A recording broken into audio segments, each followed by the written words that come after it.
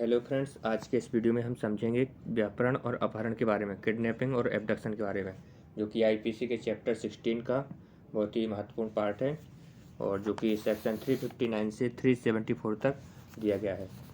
359 में किडनैपिंग के टाइप्स बताए गए हैं।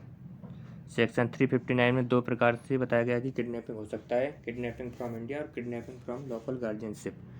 इसके बाद सेक्शन 360 डिफाइन करता है कि किडनैपिंग फ्रॉम इंडिया कैसे होगा। इसमें बताया गया कि कोई भी पर्सन जो कोई किसी व्यक्ति का उस व्यक्ति की सहमति देने के लिए वैध रूप से प्राधिकृत होते हुए उस व्यक्ति की सहमति के बिना भारत की सीमाओं से परे उस व्यक्ति का किडनैप करेगा और उसको ले जाएगा तो वो किडनैपिंग फ्रॉम इंडिया कहलाएगा।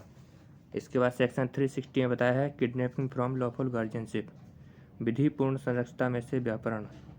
जो कोई किसी अप्राप्त भाई मीन्स माइनर का, यदि वो मेल है तो 16 ईयर से कम और फीमेल है तो 18 ईयर से कम, या फिर किसी अनसाउंड पर्सन का, किसी विकृत व्यक्ति का उसके विधिपूर्ण संरक्षकों की सहमति के बिना जो उसकी देखरेख कर रहे हैं या उसके जिसके संरक्षता में वो व्यक्ति वो लड़का या लड़की रह रहा है उसकी सहमति के बिना उसको कहीं ले जाएगा तो वो किडनैपिंग फ्रॉम लॉफुल गार्जियनशिप के अंदर आएगा।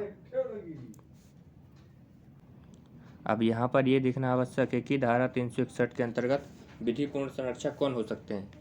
तो जो कोई भी व्यक्ति जिसके संरक्षता में ऐसे व्यक्ति की देखरेख हो रही है या विधिपूर्ण तरीके से उसको न्यस्त किया गया, वो विधिपूर्ण संरक्षता में आते हैं।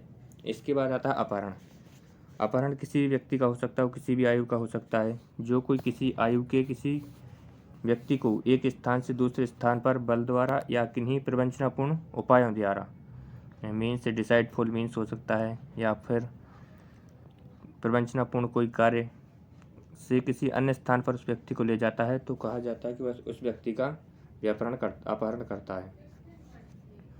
अब धारा 363 में व्यापरण और अपहरण के लिए सजा का प्रावधान किया गया, जो कि सेम है धारा 362 और 361, किडनैपिंग फ्रॉम इंडिया या किडनैपिंग फ्रॉम लॉफुल गार्जियनशिप या उसके लिए अपहरण के लिए एक समान दंड का प्रावधान किया गया है। जो कोई भारत में से विधिपूर्ण संरक्षता में से किसी व्यक्ति का अपहरण करेगा वह दोनों में से किसी भांति के कारावास से जिसकी अवधि 7 वर्ष तक की हो सकेगी या जुर्माने से या दोनों से दंडनीय किया जाएगा।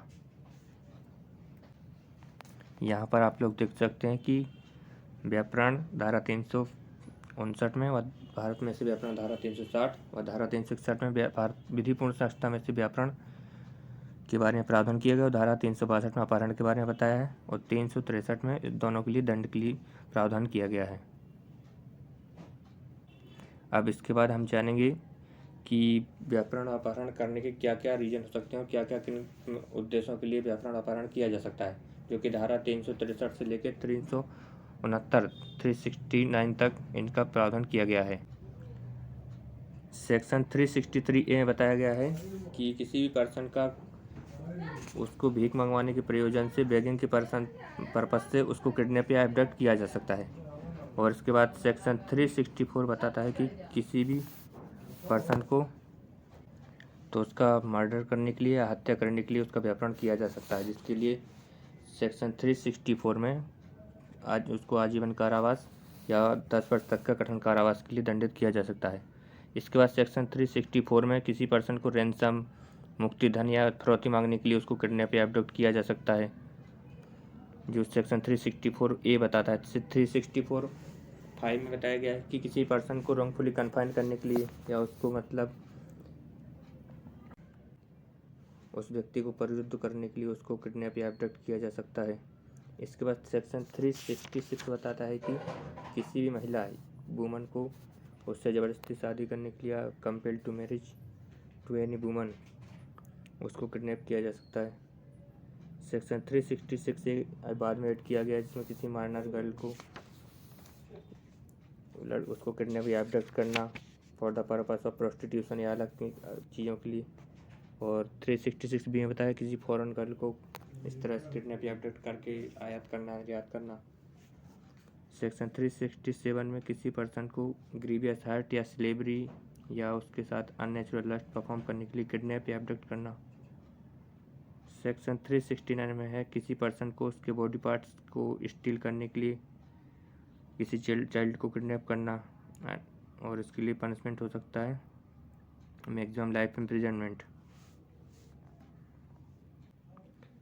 इसके बाद आती धारा 370। धारा 370 में व्यक्ति का दुर्व्यापार के बारे में प्रावधान किया गया है कि ट्रैफिकिंग किसे कहेंगे।